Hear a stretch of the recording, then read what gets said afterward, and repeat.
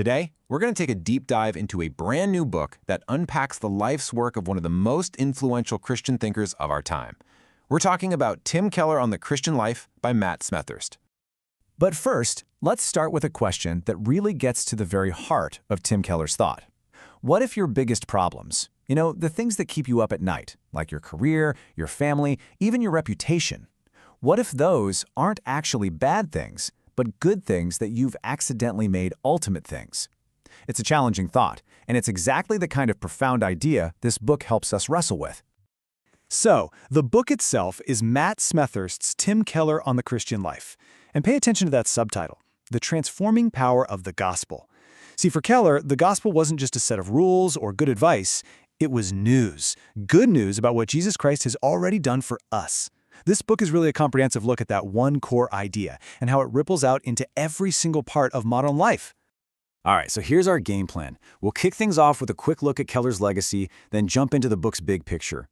We're going to spend most of our time on his most transformative ideas before we wrap it all up with a final verdict. Sound good? Let's do it. Okay, so before we can really appreciate the book, we've got to understand the man. Who was Tim Keller? And, why is his work so important that it deserves this kind of deep dive analysis? Well, here's the thing. Keller was way more than just the pastor of a big church in New York City. He was an institution builder. He co-founded the Gospel Coalition and launched Redeemer City to City, which is this global church planning network. His vision was always bigger than just one city. He was thinking globally from the get-go. Okay, let's pivot to the book itself. How does the author, Matt Smethurst, really unpack the engine behind Keller's entire ministry? What's that one single idea that fueled everything else he did? Well, Smethurst argues that for Keller, the Bible wasn't just a collection of disconnected morality tales or life lessons. No, he saw it as one single epic story, a single drama unfolding across 66 books and thousands of years, all pointing to one single hero. And here's the kicker. That hero isn't you or me, it's Jesus. So that's a huge, sweeping idea, right? How on earth do you organize that into a book that people can actually read and understand? Let's take a look at the framework Smethurst uses. He does it brilliantly, actually. Smethurst structures the opening of the book around the 4 biggest questions a person can ask.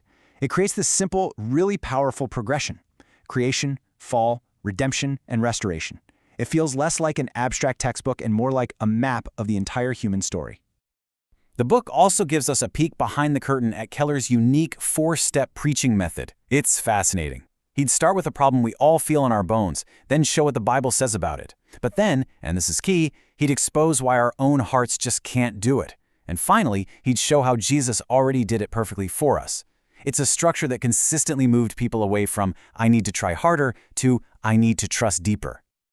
All right, now we get to the real heart of the book. Let's dig into 3 of Keller's most powerful concepts that Smethurst really focuses on. The first huge idea is Keller's Christ-centered way of reading the Old Testament. He taught that every hero, every story, every promise, it was all a shadow, a kind of preview, pointing forward to the ultimate reality that we find in Jesus. And this approach just completely reframes all those familiar stories. Suddenly, David's victory over Goliath isn't just about a kid with a slingshot, it's a preview of Jesus, whose victory becomes our victory. Jonah getting thrown overboard isn't just a weird fish story, it's a picture of Jesus being cast into the storm of God's judgment so that we could be brought safely to shore. It changes everything. And this all leads to this powerful, almost poetic symmetry. Think about it. Sin is basically us trying to substitute ourselves for God. Salvation, then, is God substituting himself for us. Smethurst really shows how this idea of substitution was the absolute bedrock for pretty much everything Keller ever taught. Okay, the second key idea is Keller's go-to diagnostic tool for the human heart. He completely redefined the concept of idolatry for our modern world. He said it's not about little statues, it's about our hearts. It's about taking a good thing, like your family, your career, your success, and making it the ultimate thing, the thing you depend on for your worth and happiness. And this quote from the book just shows how sharp this diagnostic tool is. That nagging feeling of, "I just can't forgive myself," Keller connects it directly to idolatry. He would say it's because you haven't just failed God, you've failed your real God, the idol of success or approval or control, and that God, well, it's completely unforgiving. Wow. And this brings us to one of Keller's most famous and, honestly, most counterintuitive teachings, which comes from the story of the prodigal son. He argued there's more than one way to be lost. The younger brother is obviously lost through his wild living and rule-breaking, but the elder brother, the good one, he's just as lost through his morality and rule-keeping, because he uses his goodness to control God and feels superior to everyone else. It's an amazing insight. Okay, so we've looked at the core content. Let's step back for a second and give a final evaluation. What kind of book is this, really, and who is it for? First off, Matt Smethurst's writing is a huge strength here. It's just so clear and accessible. He also relies heavily on direct quotes from Keller, which is great because you really get a feel for Keller's actual voice. Now, the tone is definitely admiring, but the focus is always on faithfully explaining the ideas, not just, gushing about the man. So, to sum it up, the book's strengths are obvious. It's comprehensive, it's practical, it's inspiring. Its main weakness, if you even want to call it that, is just that it's an admiring portrait. This isn't a critical takedown trying to deconstruct Keller. It's a summary designed to explain and, yes, celebrate his contributions. So who should read this book? Honestly, it's an incredible guide for anyone who wants to understand Tim Keller's lasting influence, whether you've read all his other books or you're just hearing his name for the first time.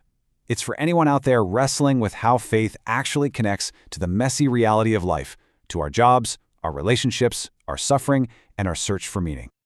And so, in the end, Smethurst's book leaves us right back where we started, with Keller's powerful question turned back on ourselves. After all this, after exploring the transforming power of the gospel, we're left to ask, what good thing in my life have I made my ultimate thing? And what would it look like to put it back in its proper place?